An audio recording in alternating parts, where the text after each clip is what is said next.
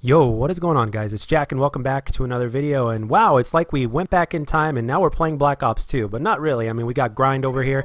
It's the best thing by far that they did to this new update. And you can clearly tell that it's a cut and paste job. It's not like the other maps that are from previous games that were included in the launch of this game, like Firing Range and those other maps, Slums. Because you could tell from the graphics, I mean, it was basically a cut and paste job, but not that I mind it at all.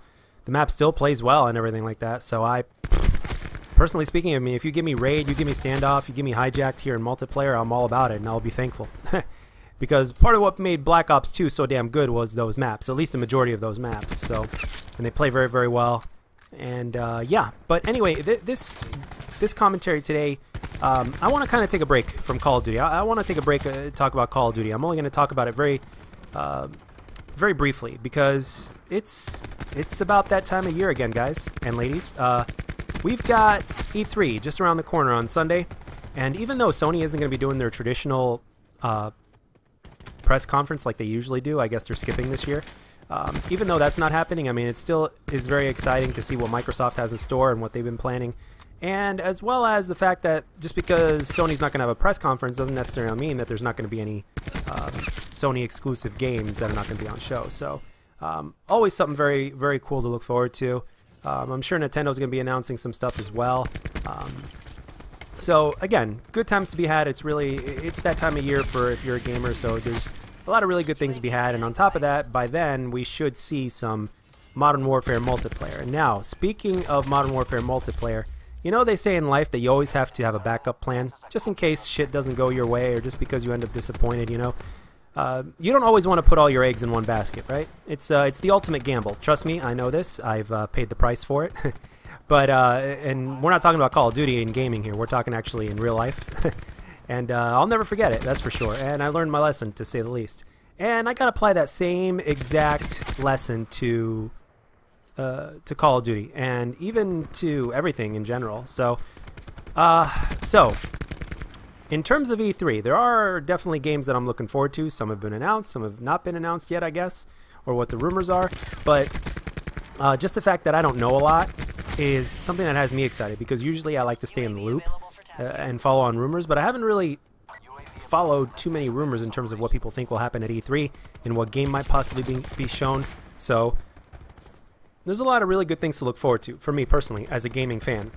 I'm not a Microsoft fanboy, I'm not a Sony fanboy, I'm just a gaming fanboy. I like it all. So, with that being said, there's a couple games specifically that are under my radar right now. First of all, I want to see what Rocksteady's been developing. Some people have been hinting at me that it's Harry Potter. Some people have been hinting at me that it's Justice League. Some people are hinting that it's something completely different. Or a new Batman Arkham game. I don't know. We'll see what happens. But I'm sure whatever Rocksteady's been cooking, that's going to end up really nice.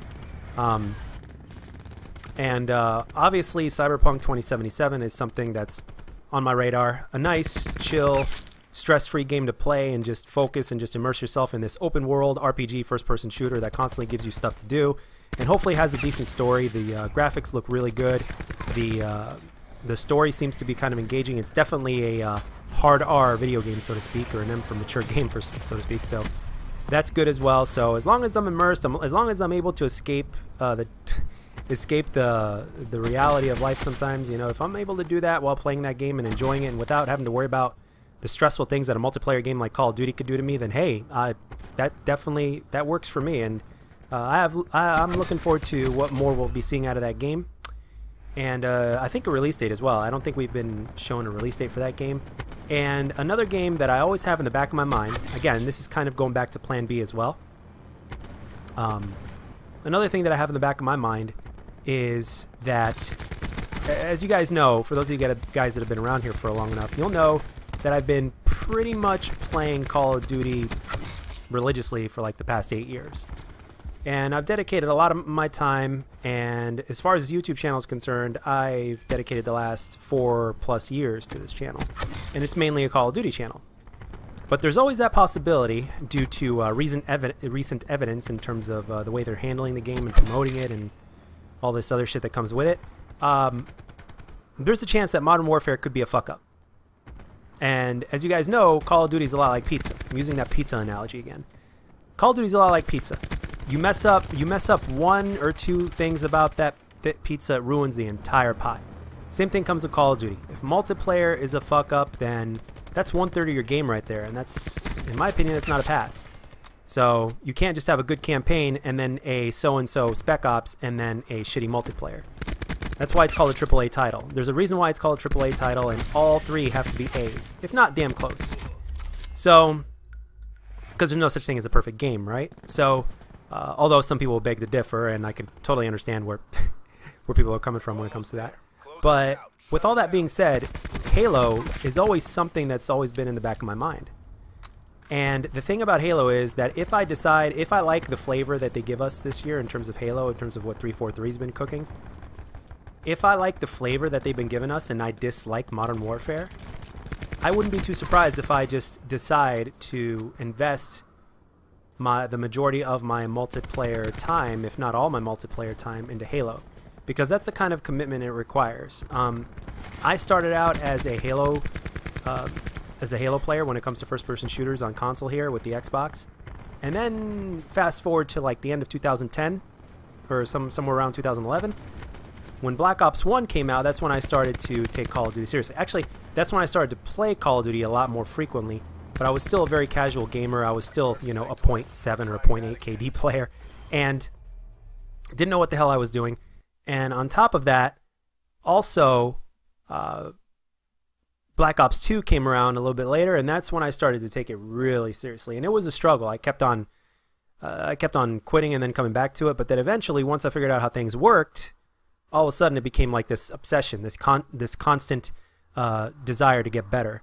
So if Modern Warfare fucks up, I may go and do that with Halo. I'll try at least, because I know it's a different beast. But I have to enjoy the flavor of Halo that they give us this time. So if it's too slow paced, then I'm obviously not going to do that. But with all that being said, if you're going to put all your energy into something, it might as well be something worth it. So if Modern Warfare ends up being shit, which we all know it could very possibly be, then might as well devote all that energy into something else.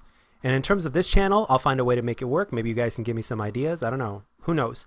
I feel bad because I'd be putting you guys, I feel like I'd be scooting you guys aside, but at the same time, I can't drive myself crazy over Call of Duty. The only way I could stick with Call of Duty if Modern Warfare sucks is all of a sudden if I just have this desire to just keep on playing the older Call of Duties and just trying to focus on that. I don't know. We'll see what happens. It's a mixed bag. It's an undecided decision, obviously, but that's where my mind is headed. So let me know down in the comment section what you guys are looking forward to when it comes to E3. I know I barely talked about what other games I'm looking forward to, but those are the ones that I have on my radar. I haven't really been focusing too much on rumors about E3. But that's it, guys. Let me know down in the comment section what you think. I hope you enjoyed the gameplay and the commentary, and as always, if you did, let me know, and if you didn't, let me know what I can do to make my videos better. And I'll catch you guys on the next one.